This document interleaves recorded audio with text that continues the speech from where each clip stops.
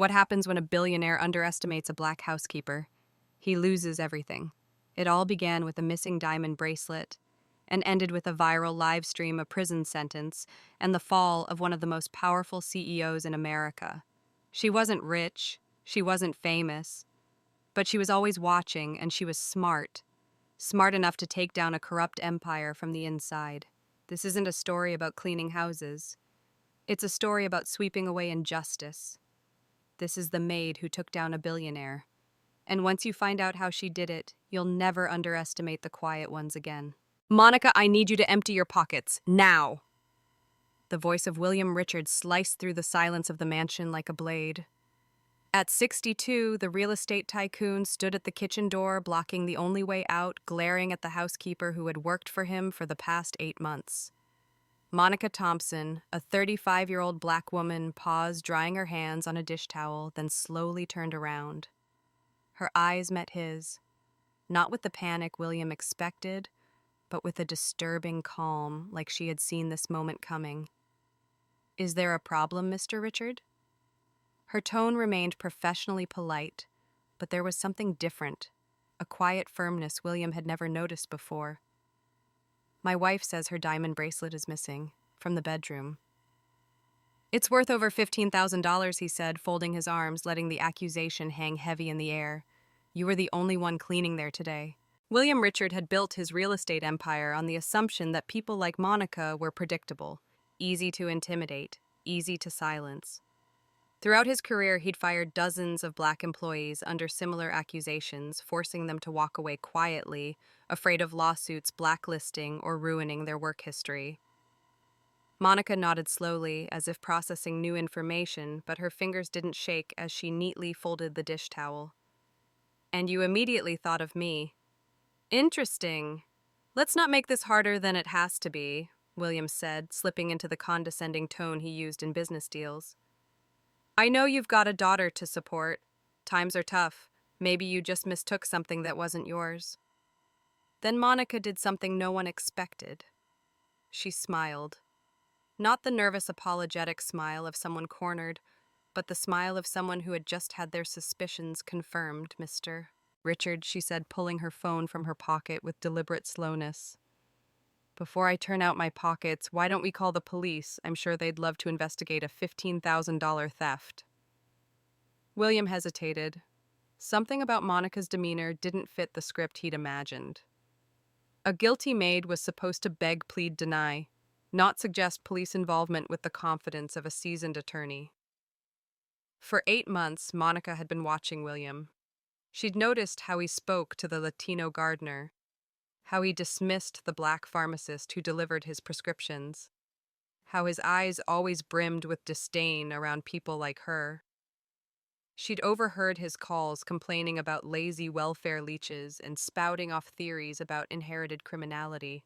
"That won't be necessary, if you just cooperate." "Oh, but I absolutely insist we call Monica," cut in her voice, now edged with a quiet fury that made William take a step back. "In fact, I've got a few things I'd love to show the police when they get here." Monica's phone buzzed. She glanced at the screen, and her smile widened, a smile that made William feel uneasy in his own house. "Oh, perfect timing," she murmured quickly, tapping out a message. "Looks like I'll be receiving my guests earlier than expected." William stared in confusion as Monica set her phone down and began turning out her pockets. A key ring, a pack of gum, a used tissue, no diamond bracelet, no sign of theft. She raised her empty hands. Before William could respond, the doorbell rang once, then twice, then 3 times, each chime echoing through the mansion like an alarm bell. "Apologies, Mr. Richard," Monica said, walking confidently toward the door, her calm now utterly disorienting to him. "But I have a feeling our conversation is just getting started." William stood frozen as Monica opened the door and welcomed in a group of people he clearly hadn't invited.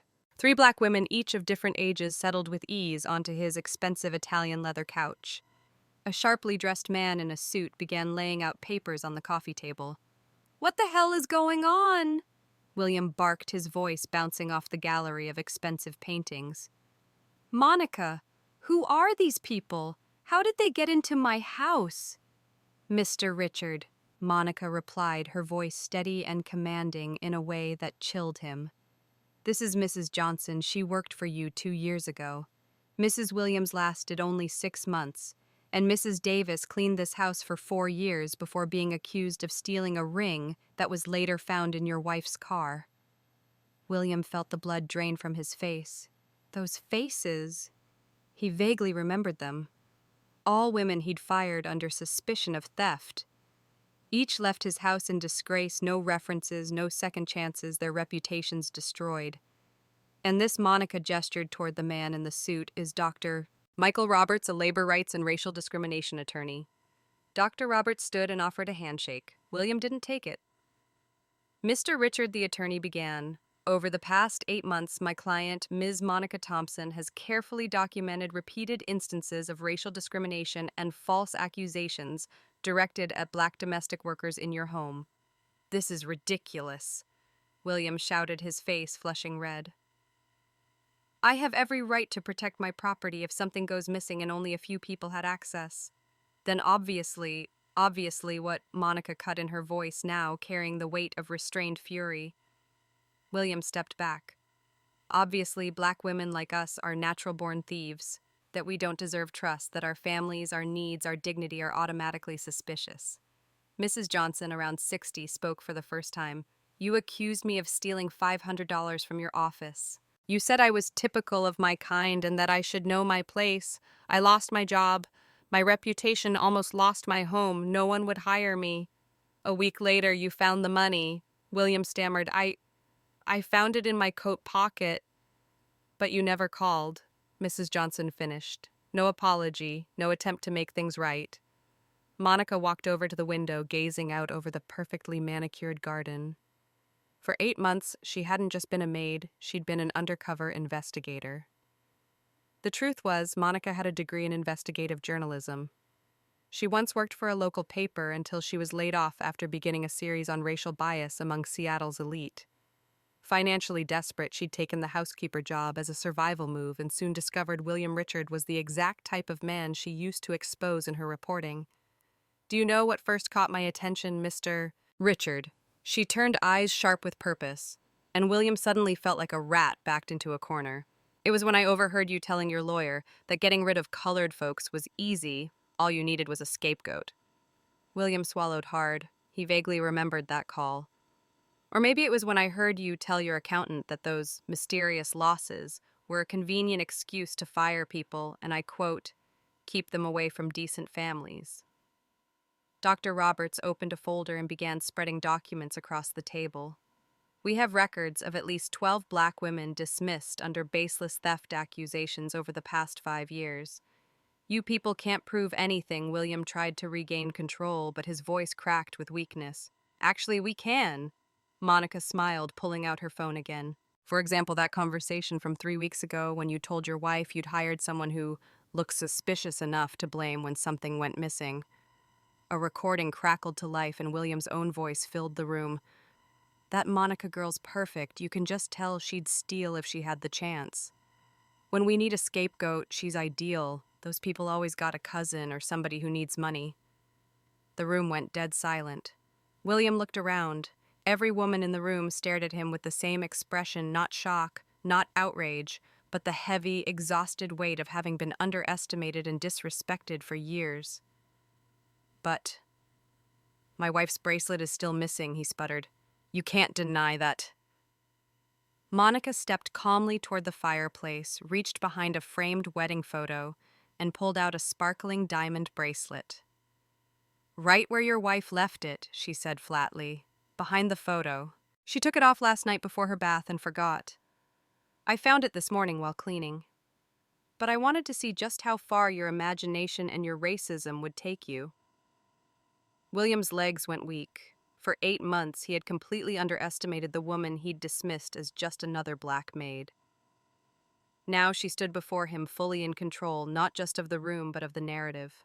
But the biggest shock hadn't come yet. Monica picked up her phone and held it up facing him. Right now, she said evenly, over 15,000 people are watching this conversation live on Instagram.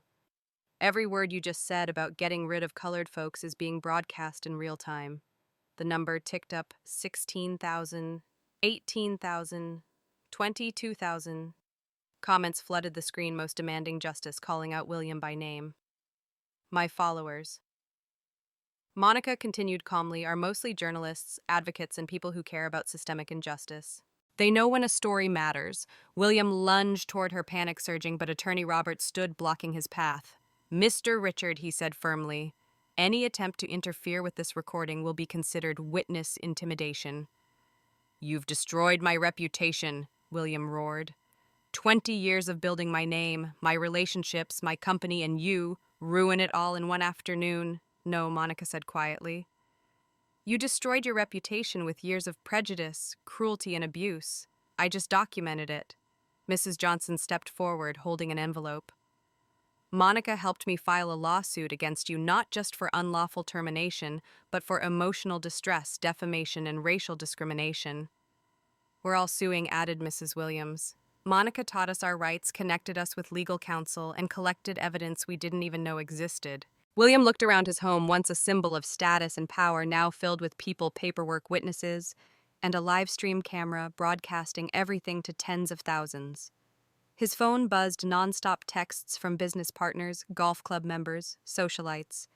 Everyone had seen the video, 12 urgent messages from his assistant. The press was calling nonstop.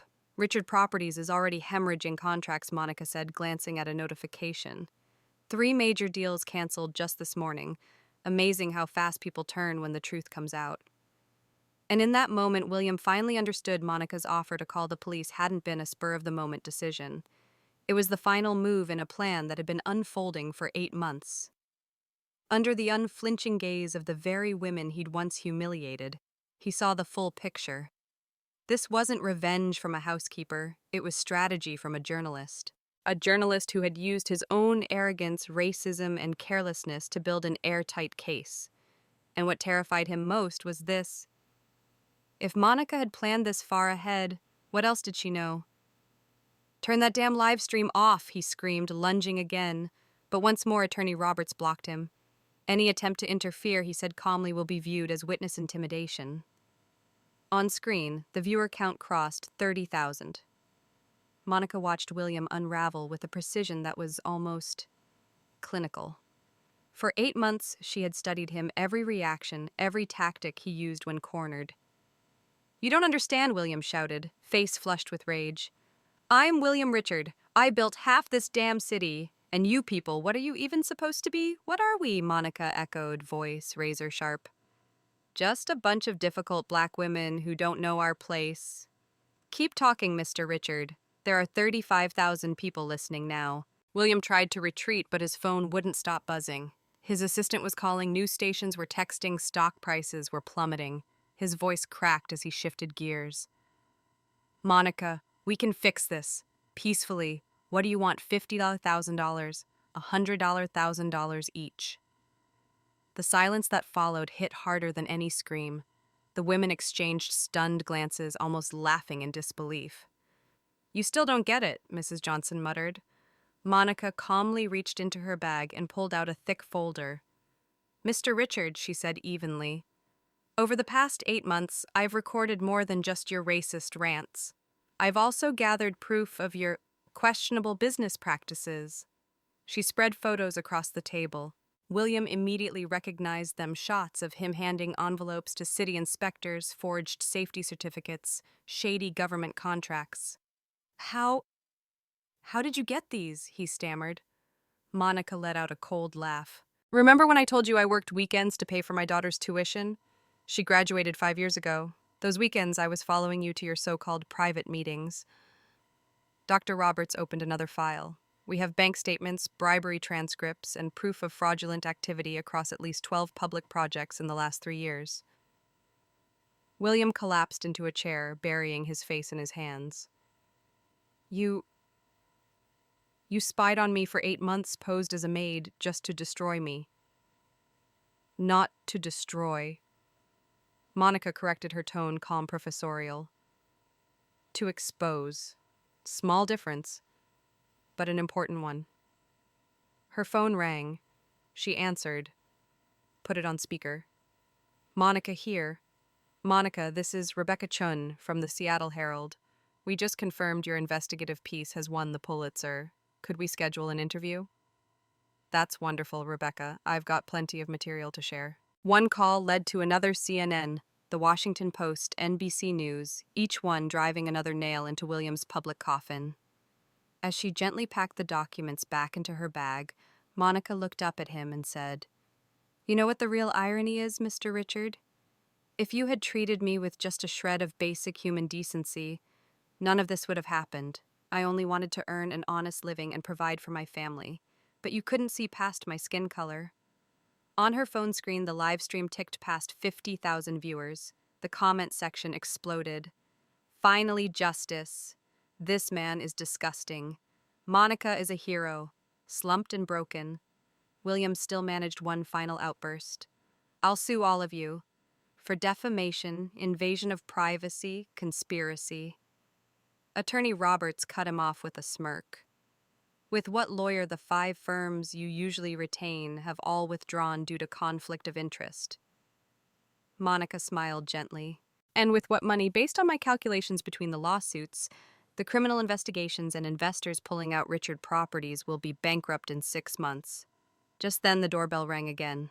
2 officers from the Seattle Police Department stepped inside. The older one spoke up. "Mr. Richard, we need to speak with you regarding some irregularities in your city contracts. We have a warrant to search the premises." William looked around the house he once ruled, now filled with evidence, witnesses, and cameras broadcasting his downfall live to tens of thousands. He whispered to Monica, his voice stripped of all pride, How could you plan this so perfectly?" Monica stood up, smoothing her blouse, now carrying the quiet dignity and pride she had hidden under her uniform for the past 8 months. "Simple, Mr. Richard," she said. "You completely underestimated me, because you never looked past my skin. To you, I was just a black maid, invisible, ignorant, easily replaceable." She picked up her bag and walked toward the door. Before leaving, she turned to the women in the room and gave them a respectful nod, the women who had finally been heard by justice. "The bitter irony, Mr. Richard," she added, "is that if you'd ever truly tried to understand me, you'd have known I was the last person on earth you should have made your enemy." The search warrant was executed. The live stream continued. William Richard, a man who once used power to crush black women into silence, now stood exposed by the very people he had most looked down on, with his sins broadcast live before justice and the world. 6 months later, in a grand auditorium in New York City, the sound of applause thundered without pause. Monica stood on stage in an elegant emerald gown, holding the prestigious Pulitzer Prize for Excellence in Investigative Journalism. Below her sat an audience of journalists, civil rights lawyers, activists, and many who had watched that fateful live stream. She smiled and began her speech. "I used to be invisible. To society, I didn't exist, just a nameless black maid without power, without voice. But that invisibility gave me strength. Because while they refused to see me, I saw everything." The hall fell completely silent. "I didn't expose William Richard just because of how he treated me. I did it for the hundreds of other women crushed by the same system he represented." This story isn't about revenge. It's about accountability, about truth, and about the day the so-called voiceless make the world listen. The crowd rose to their feet in thunderous applause, many with tears streaming down their faces. At that very moment, in a quiet courtroom in Seattle, William Richard sat behind the defendant's bench. His once perfectly styled hair had turned white. The hands that had signed million-dollar deals were now cuffed tightly behind him. The judge read the verdict. For charges of fraud, bribery of public officials, and severe labor violations, the defendant is sentenced to 12 years in prison. No one came to the hearing. No business partners, no employees, no friends. Only a single local news cameraman documenting the fall of a man who built an empire on injustice. Back in New York, after the award ceremony ended, Monica stepped off the stage. Reporters swarmed, asking about her next plans. She smiled. "I'll keep writing. About the women pushed to the margins. About the injustices we all see but no one dares to speak of. I used to be a shadow, now I'm the light." Behind her stood Mrs. Johnson, Mrs. Williams, and hundreds more, all working for the nonprofit Monica had founded, named The unseen become unstoppable, from being dismissed to becoming a symbol of justice, from Maid to rewriting the rules. This wasn't just Monica's story. It was the story of everyone who dared to rise when the world told them to bow. Thank you for watching. Don't forget, like the video if you believe justice can come from the smallest voices. Subscribe so you never miss more powerful and true stories like this one. Comment if you've ever stood up for someone you love even when no one else believed you.